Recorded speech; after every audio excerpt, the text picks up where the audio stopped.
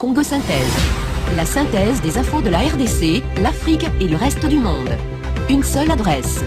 www.congosynthèse.com. On va à Kinshasa à présent. Kinshasa, ville morte, c'était l'objectif de l'opposition congolaise qui accuse le président Kabila de vouloir se maintenir au pouvoir au-delà de son mandat.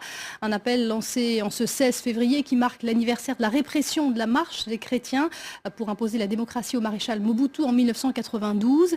Et la capitale a en effet tourné au ralenti ce matin. Notre correspondant Thomas Nicolon a suivi la situation sur place tout au long de la journée.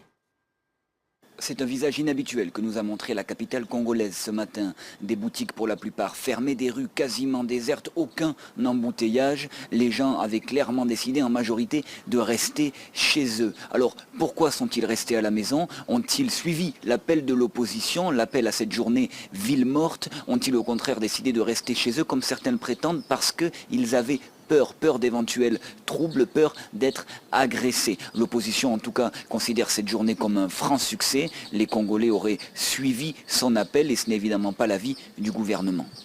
C'est l'échec de cette ville morte qui a remplacé les marches apocalyptiques qu'on nous promettait, qu'on a dû abandonner parce que les gens ne suivent plus les mots d'ordre de l'opposition. Et deuxièmement, l'échec de la symbolique du 16 février, qui est une symbolique de commémoration de martyrs du régime Mobutu.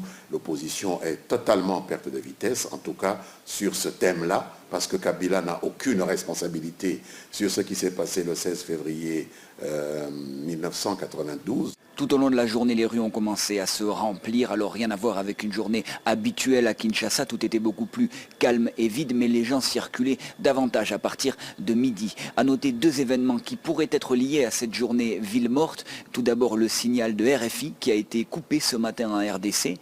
Puis l'arrestation probable de 6 militants du groupe de défense des droits de l'homme Lucha à Goma. Le gouvernement de son côté dit qu'il n'est toujours pas au courant de ces arrestations.